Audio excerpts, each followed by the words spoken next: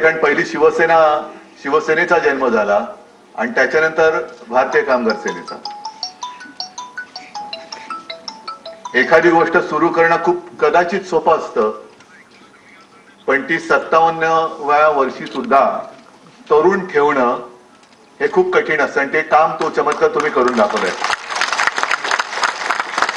साहजिकच आहे, 57 वर्ष मागे गेल्यानंतर दत्ताजी साळवींची आठवण तर आलीच पाहिजे.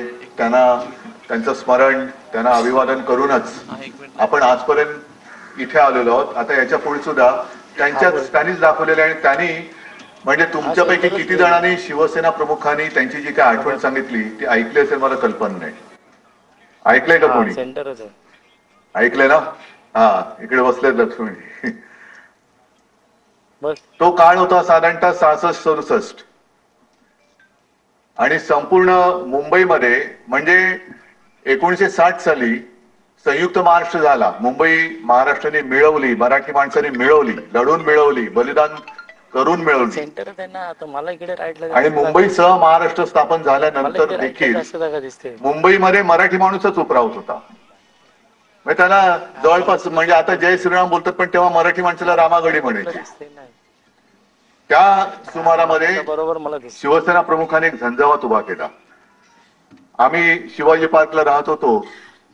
अर्थात ही गोष्ट मला काय आठवत नाही, मी खूप लहान होतो तेव्हा. पण शिवसेना प्रमुखांनी सांगितलेली आठवण आहे की घराची बेल वाजली, दरवाजा उघडल्यावरती एक तरुण, कुरळ्या केसाचा, काळा चष्मा, आवाज तर दत्ताजींचा कसा होता तुम्हाला माहितीये. आणि त्याने सांगितलं की मी दत्ता साळवी, तुम्ही शिवसेनेमध्ये प्रवेश केलेला आहे आणि मी माझी नोकरी सोडून आलेलो आहे. बाळासाहेब म्हणाले, अरे तुमची माझी पहिलीच भेट आहे. तुम्ही नाही म्हणे, कालचं तुमचं मी अमर हिंद मंडळातलं भाषण ऐकलं आणि मी ठरवलं की या कार्यामध्ये वाहून घ्यायचं.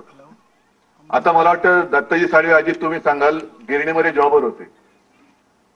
आता नोकरी मिळण्याची हालत त्याही वेळेला तशीच होती. म्हणजे एकतर शिवसेनेचा जन्म मराठी माणसाच्या न्याय हक्कासाठी झाला, नोकरी किंवा उद्योगधंदा व्यवसाय मिळवण्यासाठी म्हणून झाला.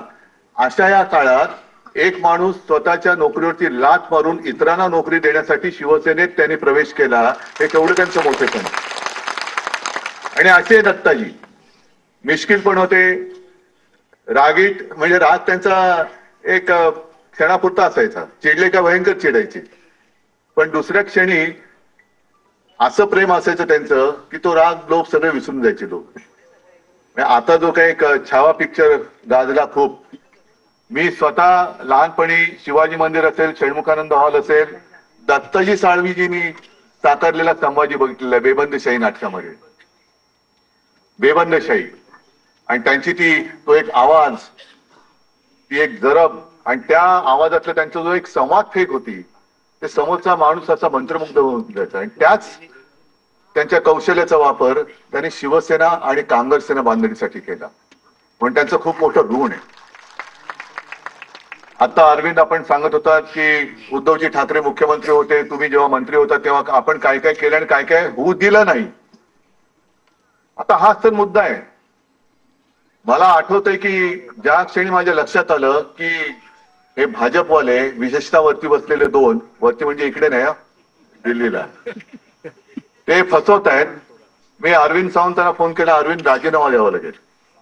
आणि अरविंदनी सुद्धा कशासाठी, माझं काय चुकलं नाही, येस सर, जाऊन राजीनामा देऊन आले.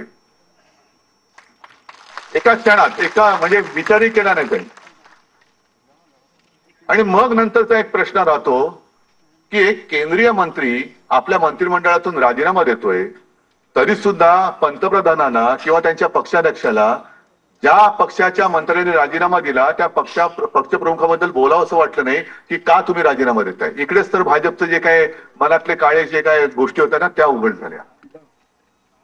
त्याला अरविंद तर नकोच होता, हे नसलेला बरा, कारण आम्हाला ते बिल पास करायचंय. कामगार कायदा त्याला जर जे विरोध करतोय तो गेलेला बरा, म्हणून अरविंदने राजीनामा दिला ना. अरविंदना त्यांनी थांबवण्याचा प्रयत्न केला नाही, मला त्यांनी फोन केला, कारण त्याने हे बिल पास करायचं होतं.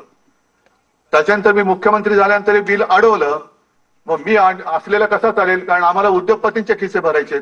मग उद्धव ठाकरेंचं सरकार पाडा, म्हणून यांनी ते सगळं काळं कर्तृत्व सगळं करून उद्धव ठाकरेंचं म्हणजे तुमचं हक्काचं सरकार ह्या कारणासाठी त्यांनी पाडलं. आज तुम्ही नवीन विस्तार म्हणून सांगतात की प्रत्येक विभागामध्ये आपले पदाधिकारी असतील. मी परवानगी दिले, पण एका अटीवर देतोय. जे वाक्य माझं तुम्ही सांगितलं की घर पेटवणं सोपं असतं पण घरातली चूल पेटवणं हे कठीण असतं. आता त्या चुलीचाच उपयोग करून सांगतो तुम्हाला की विभागामध्ये हे जे काय अधिकारी पदाधिकारी नेमाल त्यांनी जर का कामगार सेनेची वेगळी चूल पेटवली तर मात्र मी ती पेटू देणार नाही. त्यांनी शिवसेनेसोबतच राहिलं पाहिजे.